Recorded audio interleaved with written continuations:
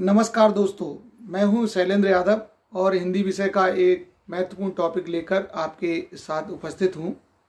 SK education channel पर आपका स्वागत है। आज हम लोग बात करते हैं हिंदी काव्य साहित्य का इतिहास, जिसे कहते हैं पद्य साहित्य का इतिहास भी। जो चर्चा होगी वो रहेगी कि कितने भागों में बांटा गया है, काल विभाजन कैसे किया गया है। तो हिंदी साहित्य का जो काल विभाजन है वो प्रमुख रूप से 4 भागों में विभाजित किया गया है। पहला जो है वो आदिकाल, जिसे हम वीरगाथा काल के नाम से भी जानते हैं, और इसका समय है 993 ईस्वी से लेकर 1318 ईस्वी तक। यहाँ पर प्रश्न ये भी है कि वीरगाथा काल क्यों कहते हैं आदिकाल को। तो आदिकाल का अर्थ होता है, हमें मालूम है, आदि मतलब प्रारंभ से, और वीरगाथा काल इसलिए कि इस समय का जो साहित्य है उसमें वीरतापूर्ण साहित्य है, मतलब युद्धों का सजीव वर्णन है, वीर रस की प्रधानता है, इसलिए इसे वीरगाथा काल कहते हैं।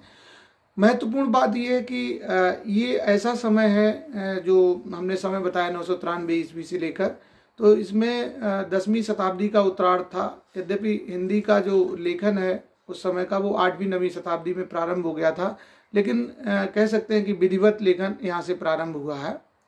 इसके बाद आता है आदिकाल के बाद जो है वो समय आता है पूर्व मध्यकाल का।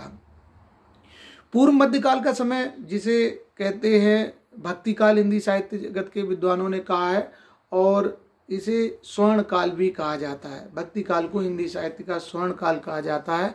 और पूर्व मध्यकाल इसलिए कहते हैं कि मध्यकाल जो है उसे 2 भागों में बांट दिया। पहले वाले को पूर्व मध्यकाल और बाद वाले को उत्तर मध्यकाल। पूर्व मध्यकाल को ही भक्ति काल कहा गया है, और भक्ति काल का जो समय है वो 1318 ईस्वी से लेकर 1643 ईस्वी तक। यहाँ पर प्रश्न ये भी उठता है कि पूर्व मध्यकाल को भक्ति काल क्यों कहा जाता है। तो सीधी सीधी बात है, जो भी हिंदी साहित्य का जो ये काल है, इस समय ज़्यादातर जो कवि हैं वो भक्त कवि हैं। कोई राम का भक्त है, कोई कृष्ण का भक्त है, कोई निर्गुण उपासक है, ये किशोरवादी है। तो इस तरह की रचनाएं देखने में आती हैं, इसीलिए इसे पूर्व मध्यकाल को हिंदी साहित्य का स्वर्ण युग और भक्ति काल कहा जाता है। इसके बाद मध्यकाल का जो दूसरा भाग है बाद वाला, उसे कहते हैं उत्तर मध्यकाल, और इसे जानते हैं रीतिकाल के नाम से।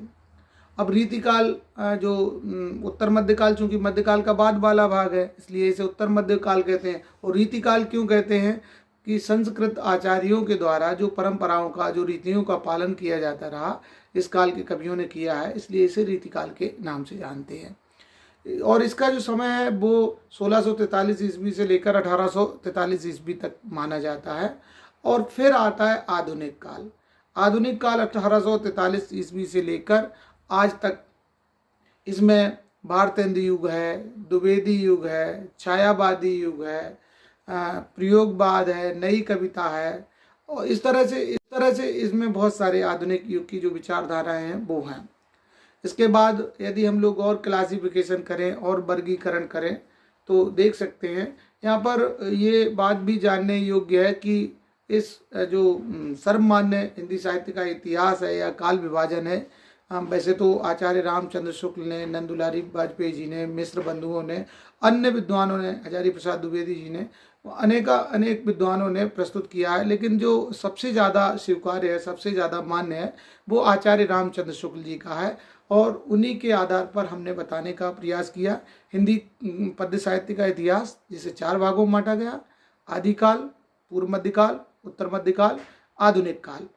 और ये छोटी सी जानकारी मैंने आपको दी। मेरा एक निवेदन है कि यदि आप इस चैनल पर नए हैं तो चैनल को सब्सक्राइब करिएगा, और बाकी अपनी बात होती रहेगी इसी तरह।